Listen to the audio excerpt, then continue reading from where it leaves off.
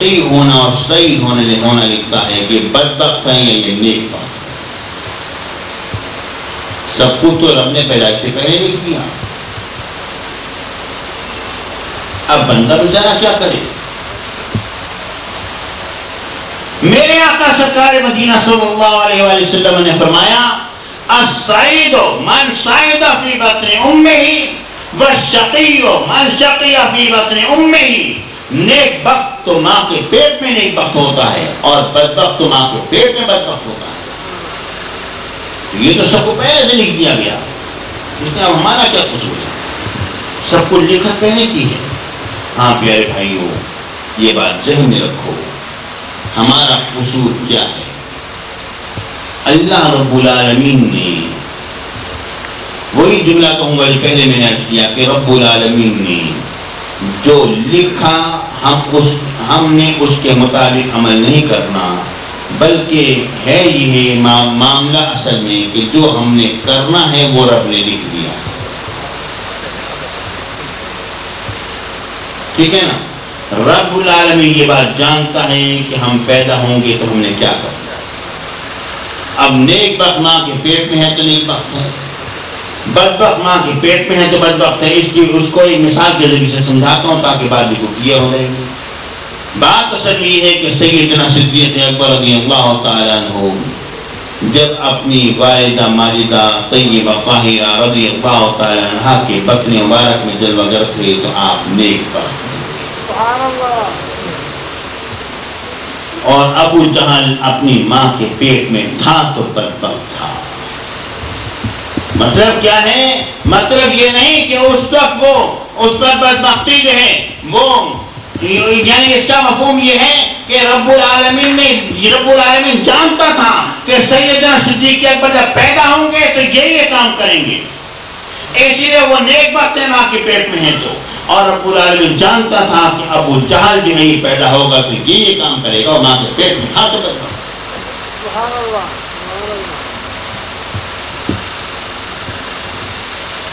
لیکن آپ ایک بات سوچیں گے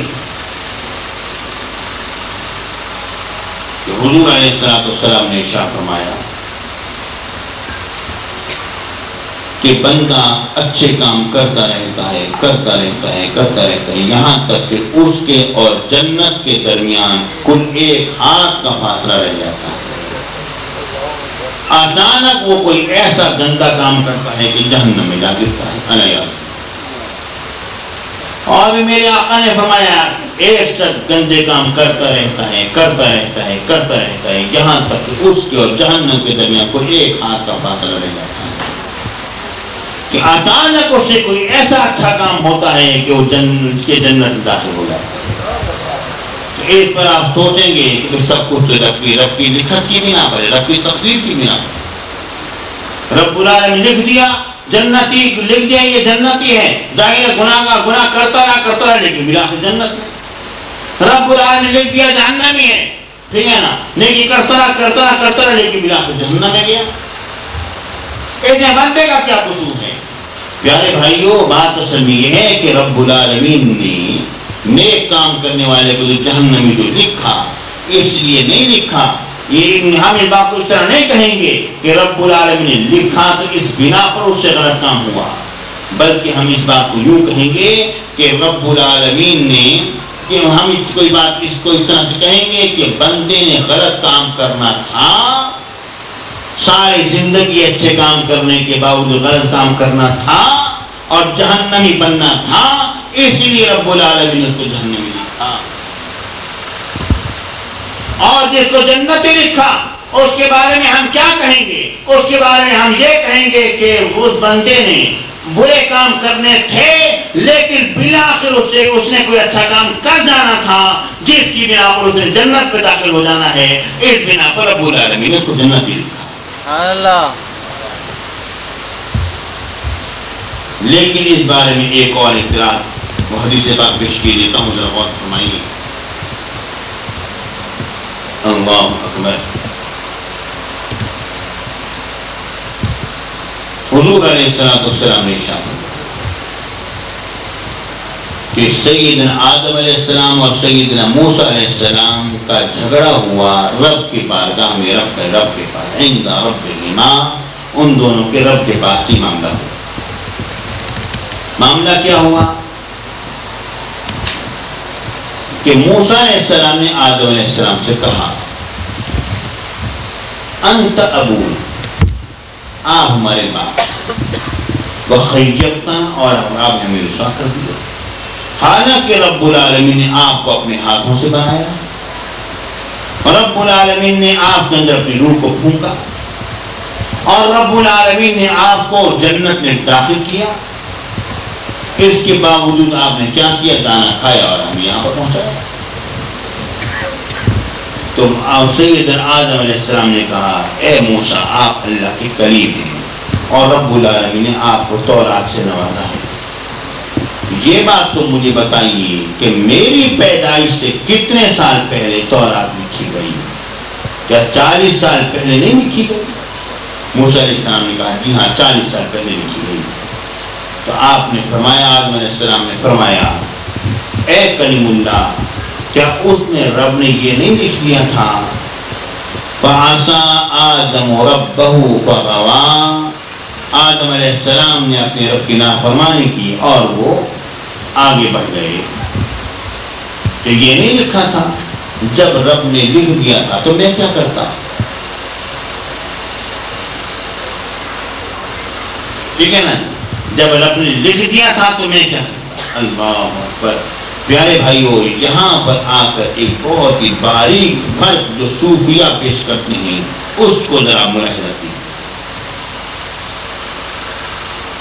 وہ کیا ہے؟ وہ یہ صوفیہ کرام جو بات فرماتے ہیں وہ یہ فرماتے ہیں کہ جو عام جو مخلوق ہے، جیسے کہ تفسیر کے بارے میں کچھ پتہ نہیں ہے کہ کیا لکھا گیا اور کیا نہیں لکھا گیا ہے، وہ تو جو کرتی جاتی ہے اس کا معاملہ یہی ہے کہ تقدیر میں لکھا گیا اس نے کرنا، ٹھیک ہے نا؟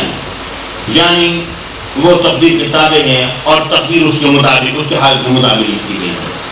لیکن جو خاصان خاص بندے ہوتے ہیں وہ تقدیر الہی کو بھی دیکھ رہے ہوتے ہیں اور وہ یہ جانتے ہیں کہ رب نے اس طرح لکھا ہے، اور وہ یہ جانتے ہیں کیونکہ ہمارے رب نے لکھا ہے، اب رب کی رضا اور اس کی مشیت اسی میں ہے کہ ہم یہ کام کریں کیونکہ رب نے لکھ دیا۔ تو تقدیر کو دیکھ کر اس کام میں قدم رکھ دیتے ہیں، اور اس کام میں قدم رکھنا یہ بھی ان کا اصل میں اطاعت الہیہ کی بنا پر ہوتا ہے۔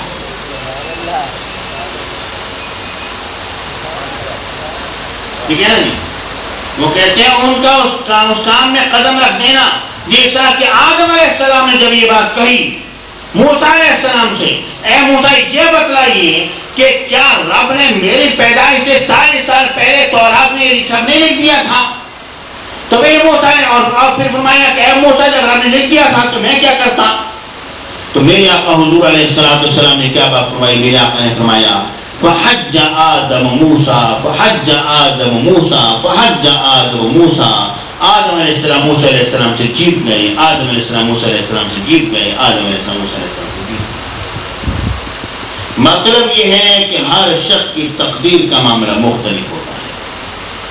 عامت الناس تقدیر اس طرح سے ہے کہ جو انہوں نے کرنا تھا وہ لکھ دیا، اور جو اللہ کے جو خاص بندے ہوتے ہیں تو اللہ رب العالمین کے مشیت کے مطابق وہ ایک ایک کام کرتے ہیں۔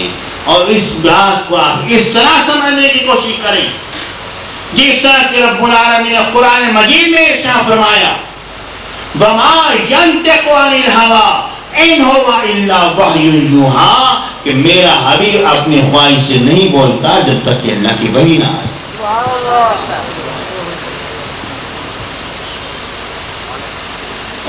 آیت تو یہی ہے نا بھائی، ٹھیک ہے نا جی؟ اب ذرا دیکھو، ذرا غور کرو، اگر وما ینطق کا ترجمہ اگر آپ کسی منطقی اور کسی فلسفی سے سنیں، اس سے پوچھیں کہ وما ینطق کا ترجمہ کیا ہے کہ حضور علیہ السلام اپنی خواہش سے کلام نہیں فرماتے ہیں، اس کا مطلب کیا ہے؟ تو معلوم ہے وہ منطقی جو ہے وہ کیا ترجمہ کرے گا؟ منطقی یہ ترجمہ کرے گا کہ وما ينطق عن الهوى، یعنی وما ينطق عن الهوى، نطق جو ہے اس کے معنی صرف اور صرف بولنے کے نہیں ہوتے.